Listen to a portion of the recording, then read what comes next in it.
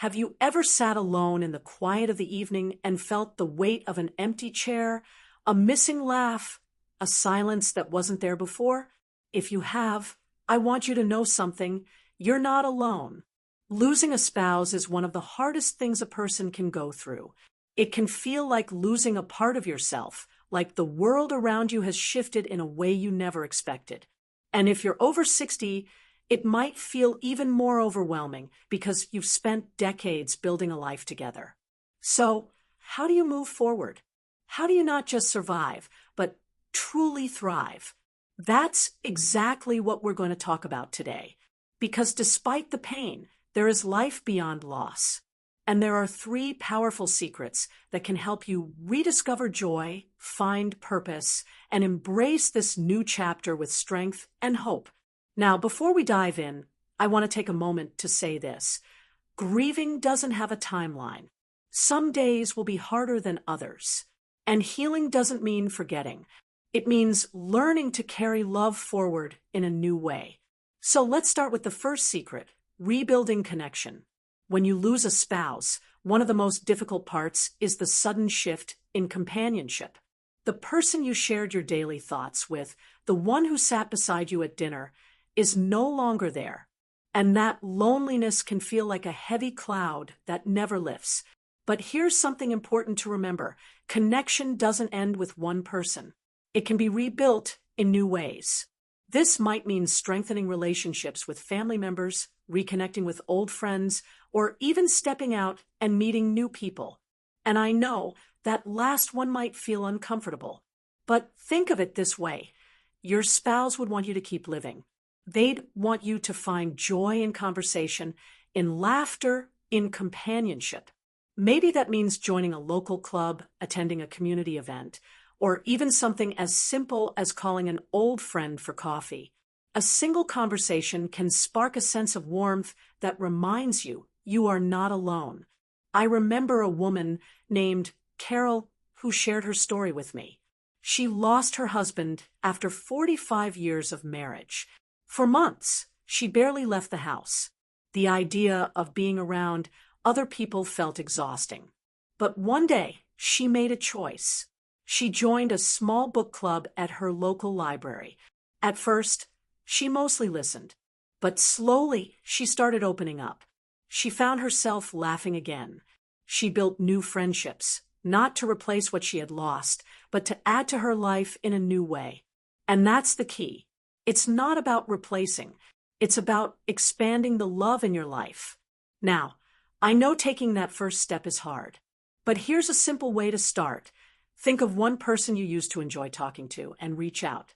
It could be an old neighbor, a cousin, a friend from years ago. A simple phone call or message could be the start of something that brings light back into your days. And this brings us to the next secret, rediscovering purpose. Because after loss, it's easy to feel like life has lost direction. The routines you built together, the future you envisioned, it's all changed. And that can feel overwhelming. But here's what I want you to remember. Your story isn't over.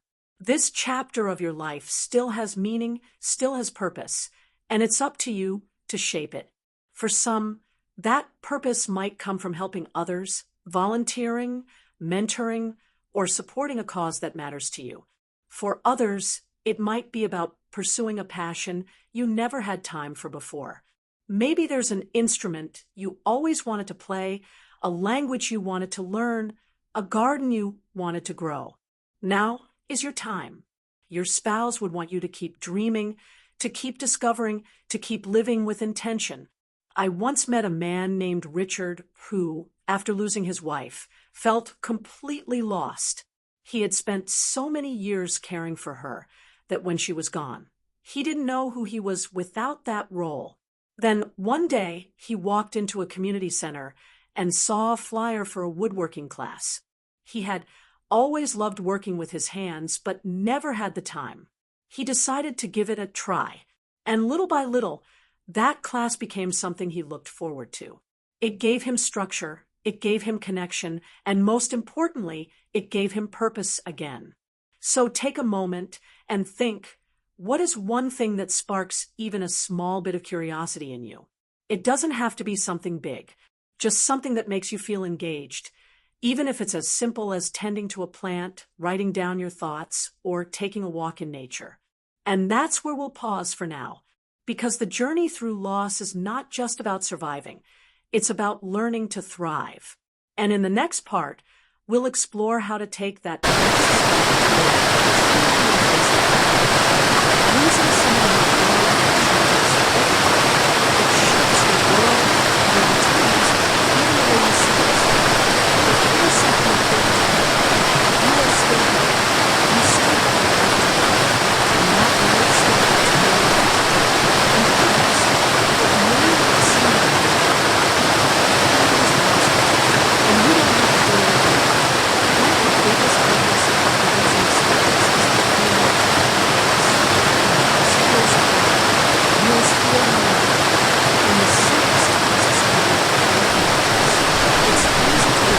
to stay inside and let the grief settle in.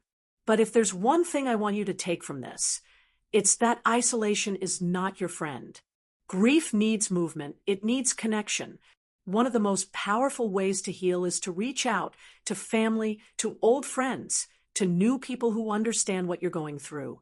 It doesn't mean you have to be around people all the time, but finding moments to connect can remind you that you're not alone in this journey. One way to do this is by stepping into a community, whether it's a support group, a church gathering, or even a hobby club. There are people out there who have walked this same road and who are willing to walk it with you. And if that feels like too much right now, start small. A simple phone call to an old friend, a short visit with a neighbor. Even sharing a story about your spouse with someone who truly listens can help lighten the weight of grief. The key is to allow yourself to stay connected, even when everything in you wants to pull away. Another important step is to create new routines. For years, your life was intertwined with your spouse's. The rhythms of your day, morning coffee together, evening walks, shared TV shows, were built around each other. Now, those moments feel like empty spaces. It's tempting to avoid them altogether, but instead of letting those moments be reminders of loss, you can reshape them into something new. Maybe you replace your morning coffee routine with a morning gratitude journal. Instead of an evening walk with your spouse, you invite a friend or listen to an audiobook as you walk. Small changes can help you rebuild your daily life in a way that honors your past while giving you a path forward. And perhaps one of the most transformative steps you can take is to rediscover joy, not in a way that erases your grief, but in a way that reminds you that life still holds beauty. It's okay to laugh. It's okay to find happiness in small moments. A beautiful sunset, a favorite song, a heartfelt conversation. Joy doesn't mean you've forgotten. It means you're allowing yourself to keep living. And that's exactly what your spouse would want for you. None of this happens overnight. Healing is a process, and there will be days when it feels harder than others. But every small step you take, whether it's making a phone call, going for a short walk, or simply allowing yourself to smile, brings you closer to a life that is full even after loss. And now, let's talk about something else that can help you move forward in a way that feels right for you. And now, as we come to the final part of our conversation, I want to leave you with a simple but powerful truth. Healing doesn't mean forgetting.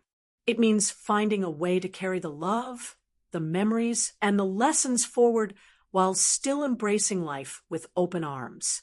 One of the greatest gifts you can give yourself is permission to create new experiences. This doesn't mean replacing what was lost. It means honoring it by continuing to live fully. Maybe that means traveling to a place you and your spouse always talked about visiting, but never got the chance to. Maybe it means picking up a new hobby, something that challenges you and excites you in a way you haven't felt in years. Or perhaps it's as simple as going out for a morning walk, watching the sunrise, and remembering that each day holds new possibilities. Connection is another key to thriving. The pain of loss can make it tempting to withdraw, to stay in a familiar routine, and avoid situations that might remind you of your spouse's absence. But the truth is, opening yourself up to new friendships, joining a group, or even just reaching out to an old friend for coffee can do wonders for the heart. Life is meant to be shared, and even though one chapter has ended, there are still many pages left to write.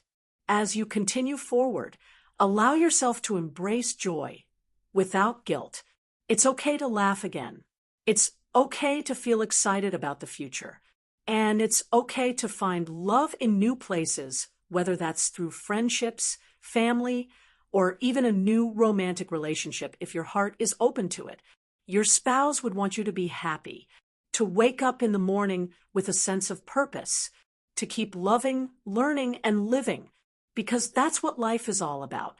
So as we wrap up, I encourage you to take one step today, just one, that brings you closer to thriving.